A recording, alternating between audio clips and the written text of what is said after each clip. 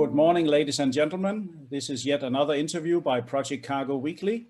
And our special guest today is Mr. Philippe Sommers, CEO of ACE54, a Dubai headquartered project management logistics firm involved in Africa. First of all, welcome, Philippe. Yeah, thank you for having me. Philippe, as I normally do with most of my interviewees, I let the accused, so to speak, give a little introduction to themselves first so that our viewers and listeners around the world can get to know you. Who are you and how did you get into logistics dealing with Africa, please? Thank you. I'm a Belgian citizen, although I have not lived in Belgium since 30 years. This changed recently, so I came back to Belgium after 30 years on the 1st of September. I worked as every good Antwerp man in the shipping and in the stevedoring to learn the trade.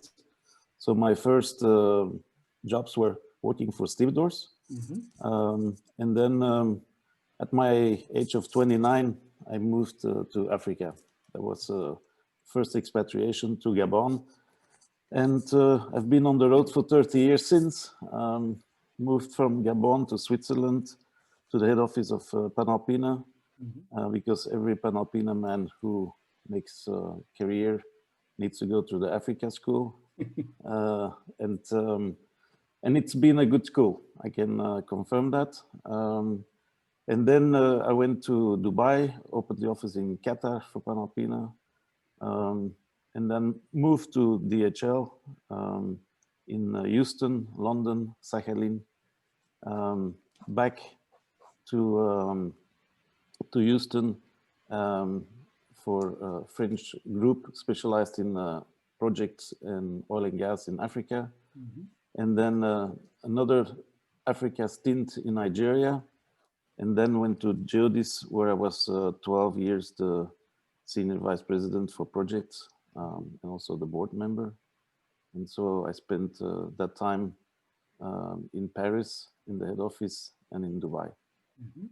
That's a very impressive career. I mean, just the mere mentioning of Sakhalin makes it already impressive, you know. Then it doesn't matter that you've been to Africa too. Yeah, no, it's a challenge, but I think many people have made the mistake in the sense that there is still the cultural business and or business culture, I should say. And it's not because there is a lack of infrastructure in Russia that it's the same way than Africa. It's definitely a different way. Every continent, I would say many countries have their own business culture. Definitely. Turning to Africa, which is now the new venture that you are covering. Africa is a huge continent, and perhaps you can explain the company name ACE54. What does it represent? 54 must have a meaning, I believe, or is it your age? No, unfortunately, that's even past. So it's not even that. No, ACE stands for exceptional skill, and 54 because of the 54 countries in Africa. Okay, that's clear. Yes, I mean, Africa seems to be the last continent where there's, you know, still ample room for improvement, and also there's a lot of business room there. How would you say, you know, to find an Africa specialist, since the country is so vast and wide, what rule of thumb would you say to people who want to get involved in Africa, and what can you share from experience from your boots on the ground there? I think people have a misconception on Africa. Definitely when they say that it's more challenging and more risky than other continents, I would definitely not say that Africa is more of a risk than CIS states or South America. You know, as soon as there is a lack of infrastructure, it becomes difficult. But for sure, you're right, the African continent is definitely the less mature market for projects, meaning there is lesser competition. That brings also the good news is that the profit and return on investment is higher than maybe some other markets today, like in the Middle East, who are very mature. So it has been always kind of a taboo or difficult to attract project forwarders, and it's because of the challenges, and people don't know, right? But so in practice, let's say that I have a freight forwarding company based here in Sweden where I live.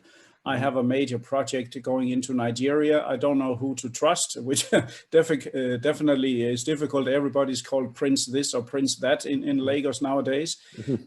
How to find the right connections? I need to deliver to an inland site. Would your company be consultants that I could talk to, and then you would find the right boots on the ground? Yes, or how would you? Exactly, and that's also what we do. We are bridging the gap between the international project forwarder and the destination agents, not only destination agents, but also the asset owners, the heavy lift companies. So yes, and today, Nigeria is a very good example. It's a huge opportunity, yes, with all the economical and political challenges. Yeah. Yes, that's what we do. Yeah. So your company structure, you are headquartered in Dubai, and is there any particular reason why you chose Dubai? No, not really. I happen to be based in Dubai the last 8 years. Oh, okay. And so it was a logic consequence. And then now, because of the COVID impact, where it's very complicated to get in and out the UAE, because of self-quarantine, and mainly also because 70% of our customers are European. So at least we have the borders that are open, and we can move around. Of course, less easy than before, but we can move around, if not by car, by train, or even plane. Yeah. But so yeah, there's more flexibility here. And of course, if you need to be on hand in Africa, Dubai, when the COVID is not here, is of course you can reach anywhere with Emirates, I believe, to almost any African destination. Yeah. So it makes sense. But tell me about some of the experiences, some of the projects you've handled. I know you've been involved in some mega projects. If you try and briefly explain a bit of the work you have done, so people can hear your real experience hands-on. We were involved in many projects in the beginning, very much upstream activities. So a lot of, I would say, general cargo-like businesses. And then we moved to, I would say, the first big projects were pipeline projects. And for major oil and gas operators. And that covers the whole, I would say, the whole scenario of destination services, because you need to do ships agencies, you need to do port operations, you need to do husbandry services, customs clearance, delivery, multimodal, rail, truck. Yeah. So yeah, it's the whole offer that we provide today as well. Right, and of course, finding the right contacts for each individual move is, and you are linking it together to a kind of one-stop shop. Just for our listeners and viewers here who are not, let's say, so familiar with oil and gas, what does upstream and downstream mean? We know what it means when you go fishing, of course, but what does it mean in the O&G sector? The upstream is exploration and production, and the downstream is everything that is from refineries. Midstream is the LNG plants and the pipelines. Okay, I have noticed in recent months, or let's say years, there's been a lot of talk going on, especially about Guinea, the country of Guinea, and the huge iron ore deposits that exist for the Simandou. but also a lot of talk about corruption here and there. Do you still find that corruption is a big obstacle to doing business in Africa? And is it still, I mean, some notable companies has been in heavy seas down there, as you know.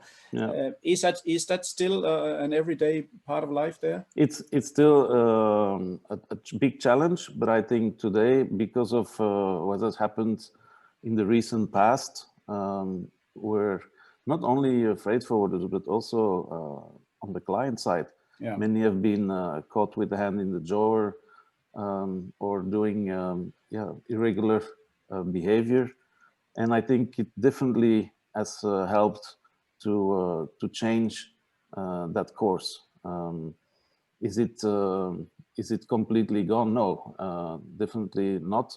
It is a challenge, but I think we get much more support from the customers if freight forwarders are challenged and we inform them, they support us. Yes, which was not always the case in the past. 20 years ago, you needed to solve the problem, and there was no backup from customers, and customers have been extremely non-tolerant, I would say, and that's helped the freight forwarders very much. Yes, no, it's at least there's something good come out of all this exposure. Yes. that people, even your customers, they do support you if you say clear no to this kind. And there have been solutions as well, because in the end, for example, many of our clients are now in the EPC, and operators are paying the duties, for example, and because many times the biggest challenge is with customs clearance. And so now I would say our clients are paying directly the customs duties, if there is any. So, so that definitely helps. Another question, being a Belgian citizen, I've noticed that many Belgian companies are involved in Africa, and also professional individuals like yourself in the logistics field. Is that from historical reasons as such? I believe Belgium, you had some shall we say, colonies down there in the past. But not that many, basically. No. Democratic Republic of Congo is definitely one, but that's basically the main one. Right. It is because Antwerp has been a gateway for Africa. Right. So break bulk and project cargo going to Africa, but Africa has been, or Antwerp has been the gateway for Africa for many shipping lines as well. So that's the history behind it. Right. Okay, and of course, can you also explain Francophone? When people talk about Africa, they talk about Francophone area. They talked about what is the other one, the English-speaking part, so to speak. Can you explain on how Africa, when for Africa specialists, you know it, but can you explain to our viewers? Well, I think there is the two dominant languages are definitely French and English, and it has to do with ex-colonies from the British Empire as well as the French colonies. But there is also some Spanish. Equatorial Guinea is Spanish. Capo Verde and Mozambique and Angola are Portuguese. And of course, you have a few Arabic ones: Djibouti, Eritrea, Ethiopia, Sudan. Yes. So yeah, and then of course North Africa, which is a mix of Arabic and some French: Algeria, Tunisia, Morocco. Okay. So yeah, there's some different languages, not only French and English. Right. Do you see heavy Chinese involvement in the Africa trade? I mean, they have been kind of been seen everywhere, and if they build a new airport, but there's always a catch, right? Are they active still in most parts of Africa? Extremely active. Okay. Yes, extremely active, and very difficult to compete, because obviously they bring their own people, they bring their own materials. They are also working very competitively, to say the least. So yeah, it's they don't have the same service values. So they are definitely there. Let's say clean environment doesn't matter so much to them, perhaps. Yeah, and it's they've different service levels, I mean, than what we expect. But again, although they are, of course, also in the energy sector, they are very much also in the infrastructure. And so still, I think many westernized or Western energy companies will not necessarily work with a Chinese forwarder, for example. Right, right. How do you see the African Union? There's been a lot of, like we have in EU, the European Union, we have in Africa, the African Union, and this kind of free trade zone. There's been some talk about, last I heard was that everyone basically accepted except Ethiopia. Correct me if I'm wrong. What is the latest status on that concerning a gigantic free trade zone? Well, there is definitely different unions. Huh? You have ECOWAS in the west of Africa. You have also the Union of countries in Central Africa. So basically, it helps because it has the same purpose as the European Union, meaning like one common customs clearance procedure and rules. And so it also kind of protects the currency, because obviously you have many exotic currencies that are not always easy to deal with and are a risk. I think many reasons why people are always a little bit subjective is definitely the governments that are not always stable, but also very much the currency is a challenge. Whether you cannot export them, or they have no value, or they have devaluation, etc. So. Right. And of course, let's not forget, they share one more thing with the EU. They have highly paid politicians who have good pensions. Yeah. Yes, and it's sad to see that many rich countries of when you see what they have as oil and gas, not to mention Nigeria, the poverty that exists and the rich income they have. How would you say that this level of inequality? Of course, it must struck you, or let's say, hit you straight in the face when you go there. But can you see any improvements over the last couple of years? Definitely. Oh yeah, very much. And I think I think also Africa gets more publicity is not the right word. They are getting into the picture for the good reasons many times. If you see how many people that are extremely creative, and whether it's in the fashion, in the music, IT, banking, you see them really progressing in the right direction. And there will be 2 billion people in, I think in 2030 or 2050, I don't remember. Yes. But they have a very young population. So yes, it's definitely a continent that is going in the right direction, but there is still a lot of work. But I would say for the first time in 30 years, I can say that there is progress in Africa. I even saw a news about a Swahili fashion fair taking place in East Africa, and not to mention, like you mentioned, design, IT, the fantastic wines, music. No, I agree. Africa is becoming, shall we say, mainstream, also for good reasons, not only for the bad ones. So in ACE 54, who would be a typical customer for you? Would it be a freight forwarder? Would it be a shipper directly? Or would it simply be somebody who is afraid to deal with Africa on their own? Mainly project forwarders who have no reliable agency network, let alone have an own office. Okay, so if you see today, even in the top 10 global logistics providers, who most of them have all a project activity, they have offices. Everybody has an office in South Africa. So obviously that's where we would be the least adding value. But there's many countries that are not on the map with the global project providers. And that's why even we are approached by the larger size project forwarders as well. It's because, not everybody has sees the need because it's not the central of the project activity in Guinea or in Liberia. So some of these places are, you know, just occasional project work. Yes. So basically, it's about although some of the mega companies around the world they claim they have office everywhere. Actually, it's not their own office. They are some of them are probably using the same subcontractor. I could believe. Yes, there's because there's obviously also the quality has improved a lot. I would say also from the destination agents, and so yeah, they represent sometimes different companies. Yes. Okay.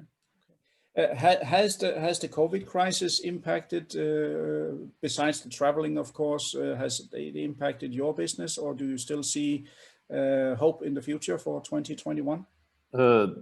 Yeah, definitely. It has impacted, but for some reason, not as much. Okay. We speak daily to African countries, and you can say, maybe they're not reporting the right way or correctly. It's definitely has a lesser impact than in other continents. Right. So. Very, very interesting, Philippe. I must say I have also, like most people, visited only few places in Africa, mainly the south and the extreme north. But I actually never been to the West African region, East Africa also not, and certainly not Central Africa. I think I'm probably like most. We've been to the south and maybe a little to the north, but that's about it. Yeah, correct. But of course, it is a huge continent. So contacting you would be, at least you would save time. How does it work? Do you have let's say a fee? Is it case by case? Is it no cure, no pay, so to speak? How do you operate it? If I come to you with a big project into, shall we say, honor that needs inland destination in Nigeria, how would we work it as such? So the international project forwarder who has no contacts on the ground in Africa, yeah, typically gives us the part of the bid from a rival vessel. Okay. African port to the site, and we take care with all our partners in Africa, and provide also not only pricing, but we provide also all the technical information, you know, port restrictions, road restrictions, and many other information that allow the project forwarder to give a good execution plan, because that's what the client is finally looking for, right? Right. Okay, very, very good. And yes, I think you certainly have a good product in the market. And as I said, having lived in the places that you talk about is, of course, a huge advantage. Yes. When I lived in China, I heard so many people, China experts, but they were all living in Singapore. You know, so it's always easy to have a comment when you haven't been there yourself. Yeah. No, we have done 24, 26 African countries over the years. Right. We lived in 3. Yes, we have. It's a continent that has run through the career of 30 years, and our concept has definitely helped many project forwarders to make the step, because sometimes it's not lacking the customer. Many of them have the customer, but when they invite them for Africa, they are afraid to jeopardize their relationship with their existing customer because they have business in other continents. Yeah, and so, because they don't know, they rather decline and say, we leave that to the happy few. Yeah. Now with our concept, people have really come to us, and we definitely have helped to develop the market to be more competitive. Yeah, I see what you mean. I mean, you wouldn't like to screw up some delivery to Nigeria because you have a lot of traffic for South America, for example. Exactly. And you don't want to be, because customers only recall the last project you did for them. So, because with some other I would say larger forwarders, international forwarders, it worked the other way around. Yeah. They make their success, their global success, because of Africa. Yes. They accompanied their customers to Africa. They did a good job, and their customers are now consulting them, contacting them, working with them in other continents. Yes, yes. So actually seeing Africa as a lifting beam, Exactly. instead of the opposite, is actually Yes. the way to do. Yes. Do it right there, and you can do it right anywhere, isn't it? Yeah, correct. Yes. Good point. Excellent, Philippe. Right. Well, basically, I don't. I've kind of run out of questions. Of course, we could continue for hours about Africa as such. I think having been there and have the experience you have really gives a lot of insight. I want to say formally thank you very much to you, Philippe, for this interview. Thank you for having us. Yeah. And I'm sure ACE 54, headquartered in Dubai and branch in Antwerp, will continue to do well in the Africa trade. And to all our viewers, listeners, and readers around the world, this was an interview with the CEO, Mr. Philippe Sommers from Belgium, who is head of ACE 54, a project management logistics firm involved in Africa, hence the name ACE 54, a specialist which actually has lived in Africa, which of course helps. So do hope you have enjoyed this interview, and stay tuned for many more interviews to come from Project Cargo Weekly. Thank you.